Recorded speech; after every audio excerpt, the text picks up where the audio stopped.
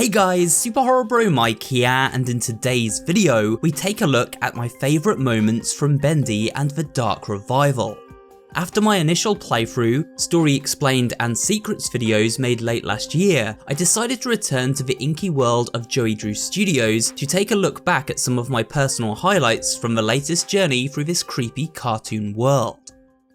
Before we begin, I want to take a quick look at something quite incredible related to Bendy and the Dark Revival, the latest in a line of collectible figurines from AUDREY'S, who have kindly sponsored today's video. You may remember I released my own SuperHorrorBro collaboration with AUDREY'S last summer, and while that figure is now long gone, if you're in the market for some Bendy themed collectibles, you won't want to miss this. What you're currently seeing is the latest collectible from the AUDREY'S Bendy collection, this one for the iconic mascot Beast Bendy. Not only will you get this figure, but the packaging itself is themed around Joey Drew's Nightmare cartoon studio.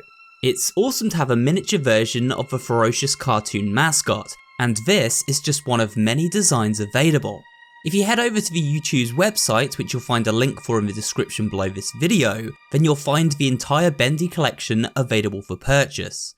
But do keep in mind these are limited edition figures, and once they're gone, they're gone. So head over to audreys.com and grab your collectible today. Thanks again to AUDREY'S for sponsoring today's video, and with that let's get back to this rundown of the greatest moments from Bendy and the Dark Revival.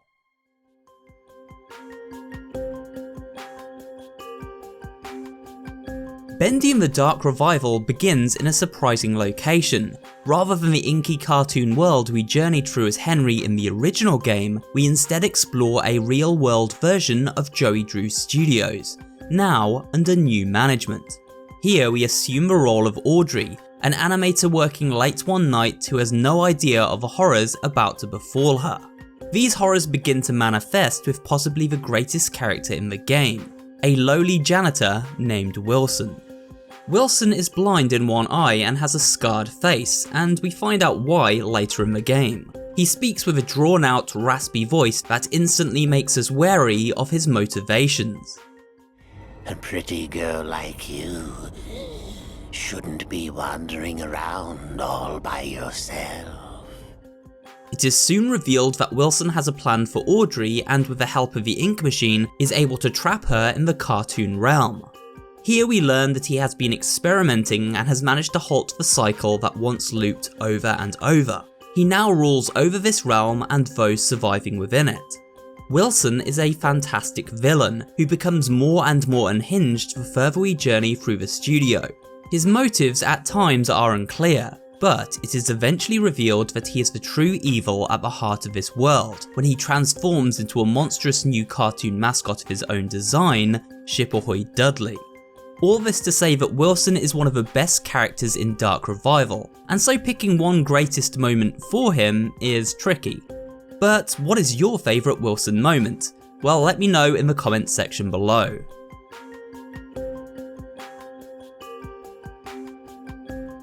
Before the release of Bendy and the Dark Revival, many fans hoped we may one day see a version of the Ink Demon more closely aligned with his appearance in the cartoon show produced by Joey Drew Studios. One that lined up with all those ink-stained cutouts we spot throughout the various stages. Well, Dark Revival finally gave fans what they had been hoping for with a super cute baby version of Bendy, who while initially found Audrey intimidating, eventually joined forces with her. It was amazing to see Bendy appear in this friendly, adorable alternate design, and his introduction and subsequent interactions with Audrey are among some of Dark Revival's biggest highlights. It's okay. I won't hurt you. I promise. It's okay.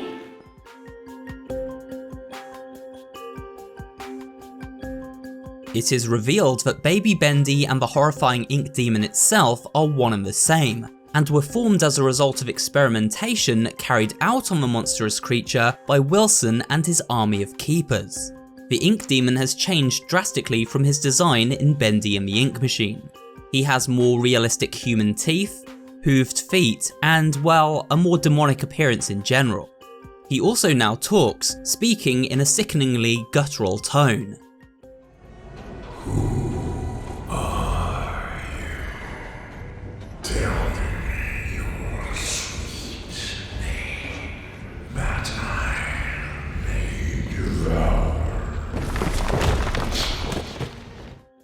Hearing the ink demon speak and having him play a constant threat while Audrey attempts to navigate the other dangers of the studio made this iconic character more imposing and terrifying than ever before.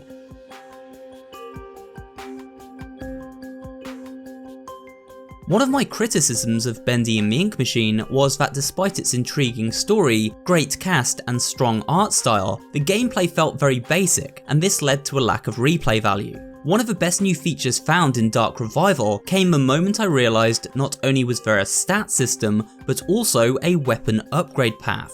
This upgrade path allows players to unlock new abilities and power up the gent pipe they wield, allowing for quicker takedowns and alternate combat options. We are also gifted new powers from characters Audrey encounters about the studio. These new abilities allow her to teleport great distances, suck the life from unsuspecting enemies, and travel through the very ink itself to quickly traverse the studio. All excellent additions that make playing and replaying Dark Revival a far more enjoyable experience than the prior game.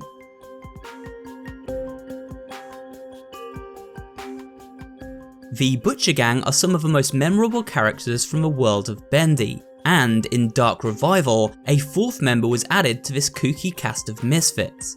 However, unlike the other members of the gang, Carly only appears if we accidentally free her from her crypt.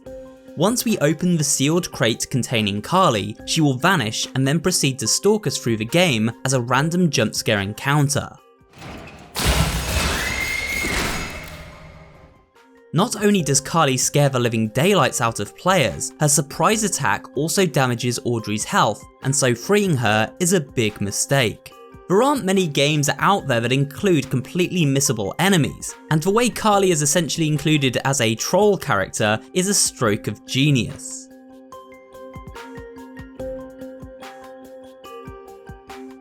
While a central character in the story of Ink Machine, Joey Drew only briefly appeared at the very end of the game, his role mostly relegated to various audio logs. In Dark Revival, one of the biggest story twists came when Audrey discovered a physical manifestation of Joey Drew's memory lived on inside the machine. You made this world. Why can't you fix it? Because I'm not the man. I'm just the memory. Joey acts as a remorseful guide to Audrey, filling her in on important story details and aiding in her quest to break the cycle. His return is a welcome one, allowing us to sympathise with a previously dislikable character, better understand his motivations, and also provide him with a redemption arc of sorts. For more information on this, check out my Bendy and the Dark Revival Story Explained video. I'll leave a link at the end of this one.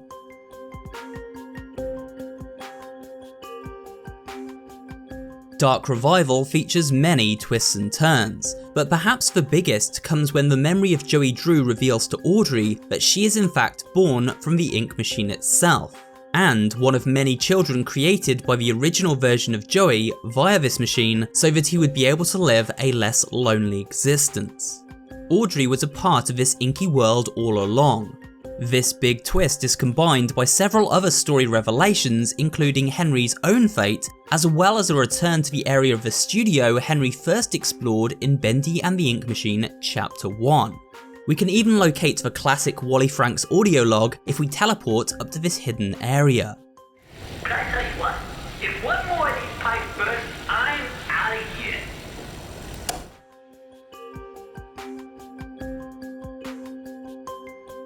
The next memorable moment is a special one for me, as it pertains to my own role within the game. After covering Bendy and the Ink Machine for several years, it was a great honour to be asked if I would like to voice a character in this sequel. The character is called Archie Carter, and his audio log can be found in plain sight as we enter the Gent factory during Chapter 4. Check it out. I don't like to ask questions. I believe everyone's got their own business. You hear something, you leave it alone. But when you've spent as much time in and out of a jug as I have, you learn to keep your mouth shut about things, you know? So when I saw this here ad in the newspaper that reads, Gent Corporation looking for research subjects pays $3.50 a week, I figured it'd be good for me. Easy money, right? With my record, you can't afford to be picky. But turns out something really wrong is going on in this place. I mean, I've seen dead people before, but here, death is like a way of life. A clockwork march. They wheel out the bodies, and they disappear down the chute. Forgotten men from the street, paid to die. $3.50 a week.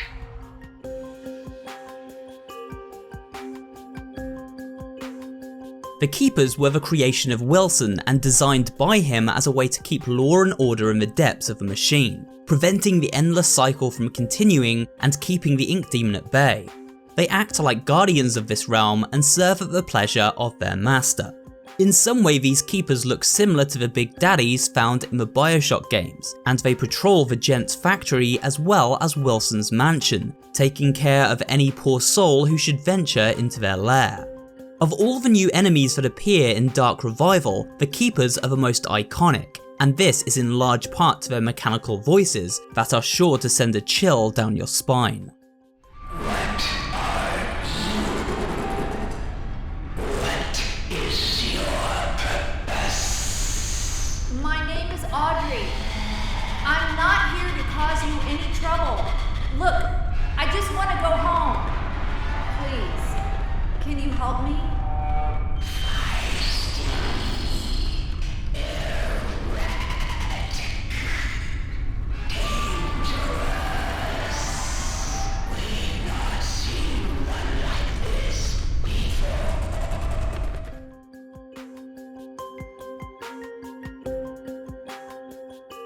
Bendy and the Dark Revival includes many cool throwbacks and Easter eggs for long-term fans, but one of the most notable is surely this room right at the end of Chapter 4. The room is labelled Cycle Breakers and holds prisoner many of the most iconic characters from the story of Ink Machine. From the projectionist's head to Sammy Lawrence, who quietly plucks his banjo, to the giant living head of Bertram Piedmont, this room is a treasure trove of nostalgia. Not to mention the contraband cases, which house key items instantly familiar to long-term fans. The biggest shocker is Audrey's encounter with Henry Stein, the protagonist of the previous game. Henry drops some major lore, and we also get to see his character design for the very first time. I'm what they call a cycle breaker. Once upon a time I knew how to start the cycle over. And when that happens, everything begins again. Completely new. Obviously Wilson and the Keepers don't want that to happen.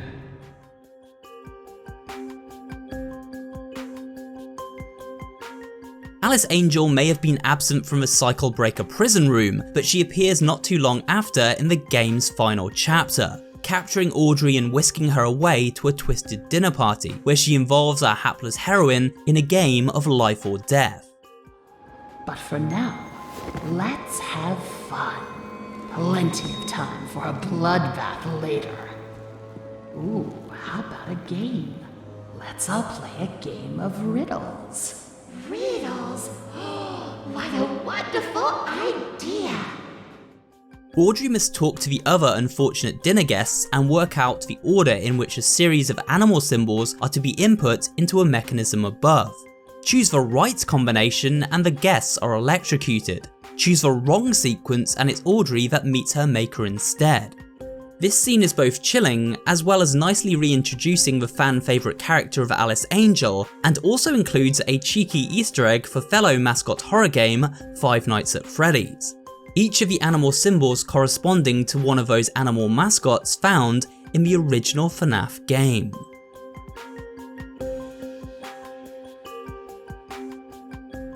Last but not least, we have the grand finale of Dark Revival, and perhaps my very favourite moment of the entire game.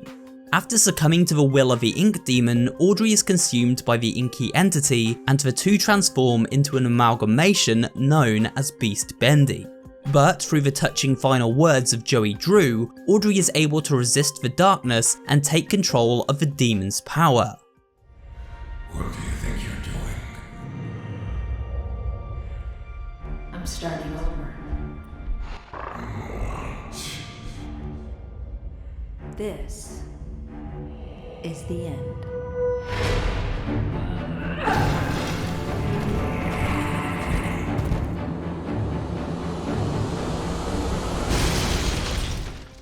What follows is an epic dash through the halls of the studio as the player gains full control of Beast Bendy and lays waste to hundreds of lost ones and searchers, all looking to stop a cycle-breaking film reel from reaching the projection room.